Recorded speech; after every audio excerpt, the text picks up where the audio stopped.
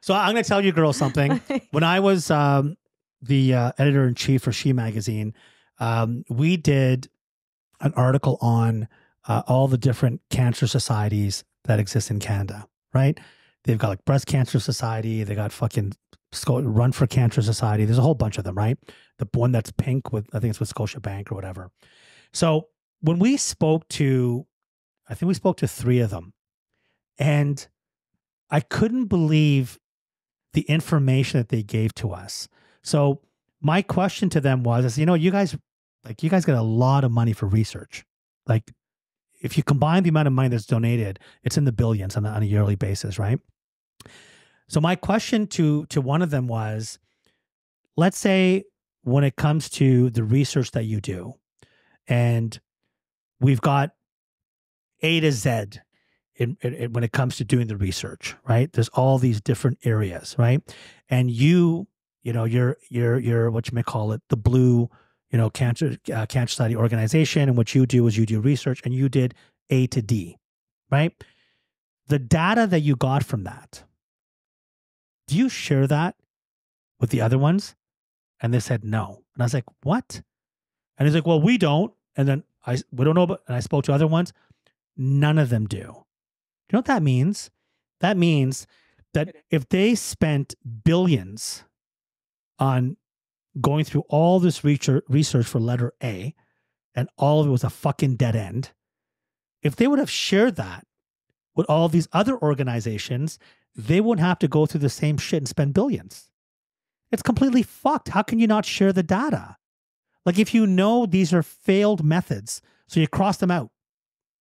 A to D, fucking waste of time. Don't spend a nickel on it. We already spend $5 billion in research. Let's focus on E, right? F, G, and so on. No, they won't share it. Because it's a money-making scheme. How, if you're looking at finding a cure for something, wouldn't it make sense that on a global level, you share the data? Would it no, not? Because when they do share like breakthroughs, it gets buried because it doesn't make money. I'm trying to remember exactly what happened, because I remember, I want to say 7 or 8 years ago, potentially more, there was a huge breakthrough at UBC, I believe, where they actually found something in like on the right step to a cure to a type of cancer. And it was students that were like running the research and everything. And they got super excited and they published it and all that jazz. And I think within 6 months, it was buried and nobody heard about it again. There's no money in it. Yeah. So when it comes to what you're saying, Melissa, with the Saw movie, I wouldn't be surprised if, like, when it comes to cures of, I don't care what it is, they probably have some cures for certain things. Well, I'm gonna promote that documentary on Netflix. If you haven't watched it, go fucking watch it. It's called Weed the People. And it's a documentary about children that have or were riddled with tumors, either from head to toe, in their brain, whatever.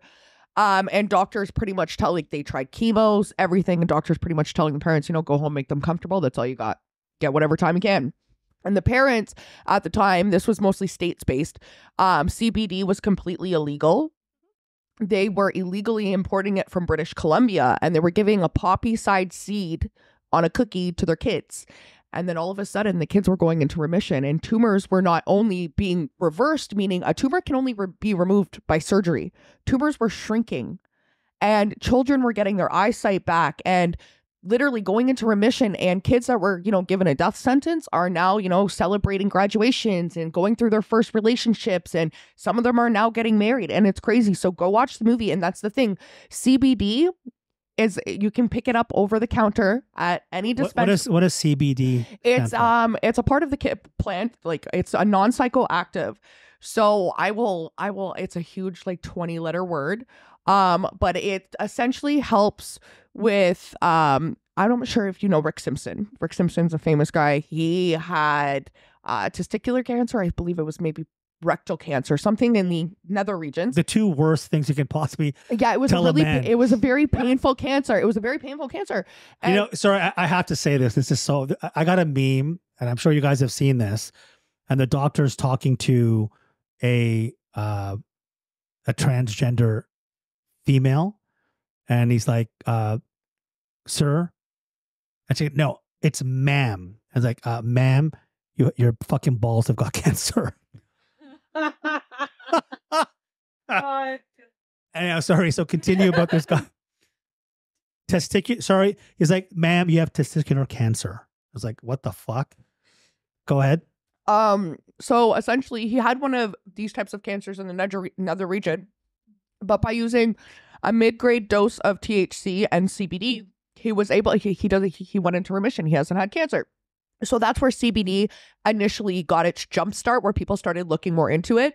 But it's phenomenal. Like if you go to the gym, say, and you get that feeling in your muscles where it's like achy, dude, take some CBD oil, muscle retention will be back.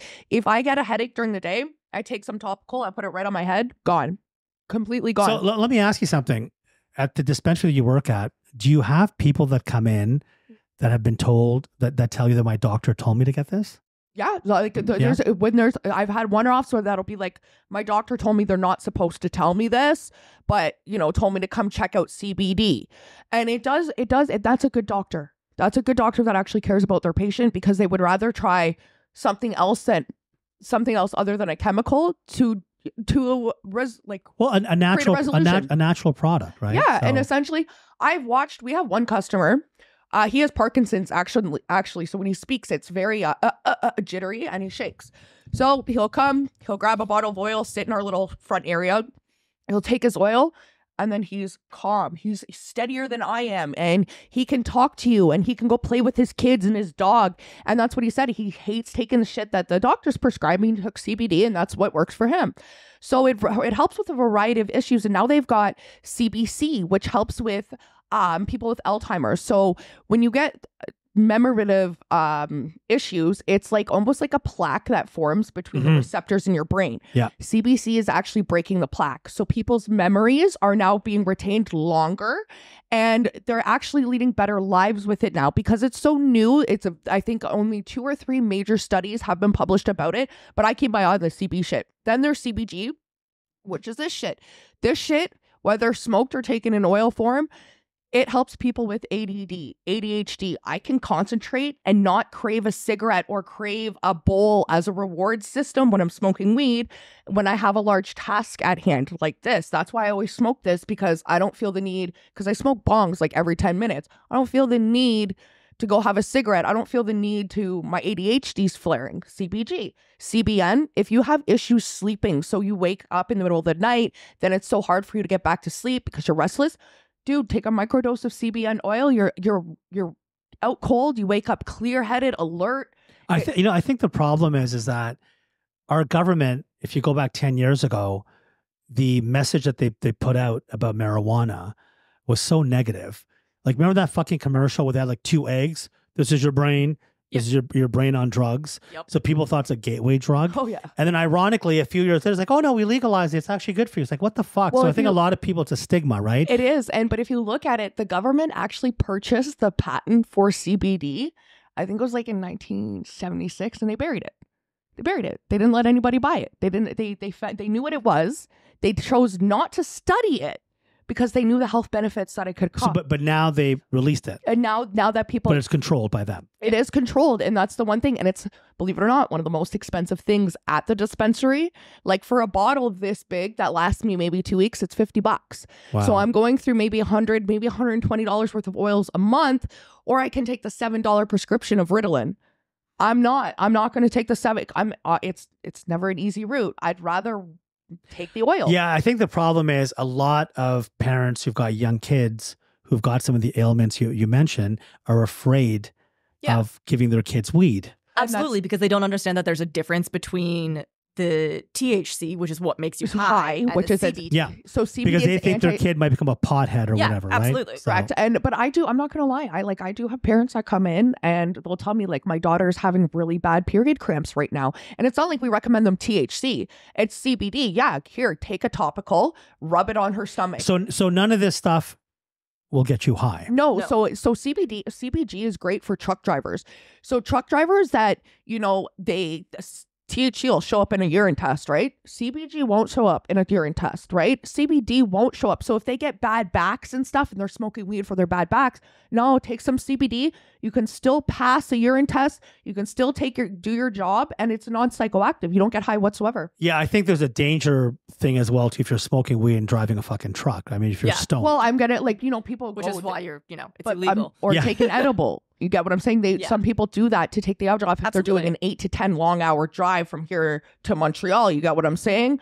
They're gonna. They had numbers because Colorado was one of the first places in North America that legalized weed, and they had numbers from the motor vehicle fucking ministry, and accidents had gone up by I think it was like 700%. Because you had all these fucking kids who were, smoking weed and they were driving. And even now, Colorado, you can get a license at 15. Yep. So even now here, for example, if a police officer pulls you over, how does he know you're high? Because your eyes are fucking red. And what do? They have to do a blood test that takes 8 weeks and all this shit. Don't they actually have like a weed? Yeah, it's like a saliva test. Yeah. Yeah. I have one in my apartment. But what does that determine? It determines but here's the thing, if I smoked a bowl the night before, It'll still show up. It'll still show up even though I'm sober. It's like drinking a beer, right? So as my recommendation, even when you get pulled over with drinking and driving, always my recommendation, because cops are fucked, deny the breathalyzer, because you can turn around and say, prove I was in the front of the vehicle when I was driving. No, but I think with alcohol, it's a little bit different, right? Because it's not the same thing as weed. If you've been drinking, you were out drinking and now you're driving. But even still, prove I was smoking weed. No, proving is, I'm saying when you blow into that thing to test your alcohol level, that's way more accurate than this other thing that has to do with weed in your saliva. Correct. It's also a lot more visual. Yes. Yeah. Correct. They can do all kinds of tests and try to walk a straight line, touch your fucking nose or whatever. With weed, no. It's very hard to prove. So there's a lot of people, I know people that smoke weed and they drive. Since it's been, even before it was legalized, but even more so now. And as a manager there, I legally, if I see someone on my camera buy a pre-roll, go into their car and light it up. What's a pre-roll? Like a pre-rolled spliff, like a joint. You guys sell pre-rolled joints. We sell flour, pre-rolls, edibles, beverages, concentrates, so hashes, shatters, resins, diamonds, distillates. So you sell like muffins and shit, cookies? Yeah, muffins, cookies. Wow. What? Muffins, cookies, gummies, gummies. Remember the candies you used to get as a kid, 5-cent candies, the just put cherry edibles. blaster kind? Yeah. And they don't taste like weed. They actually great chocolates. Yeah. Oh my god. They can Chocolates. tell that Cameron and I don't. We're new to and, this world. and sorry, is there a limit on how much someone can buy? Yes. So with flour, you get 30 grams. You can buy 30 grams of flour every 24 hours. So 30 grams. It's just over. How many joints is that? Well, that would be a lot. It depends how you roll your joints. If you roll them as 1 gram joints, you'd have 31 gram joints. But so someone can fucking buy and smoke 30 joints in one day and come back and buy 30 more. Yeah, if they wanted to. Oh my god, that's a lot. Yes. How come there's a limit on that? But as far as I know, there isn't a limit on cigarettes or alcohol purchases. Well, the way I try there's so much money in alcohol and tobacco. But there could be so much But money the there way I too. project it to people There's not as many users of that. But the way I project it to people is very simple. We just came out of prohibition, essentially, with weed. And look how long it took the alcohol. It's been almost 100 years since, and this is where we're at after 100 years. So this is only year 4 or 5 of legalization. Give it 20, 30. Now, kids right now, up until I think it was 2021, we had to have window coverings on our window just in case a kid walked by. However, the same kid could walk into the convenience store and have the exact same bong accessories as us, but they can't come into our store. So there is kind of hits and misses too. The kids are allowed in the beer stores and shit. Well, it's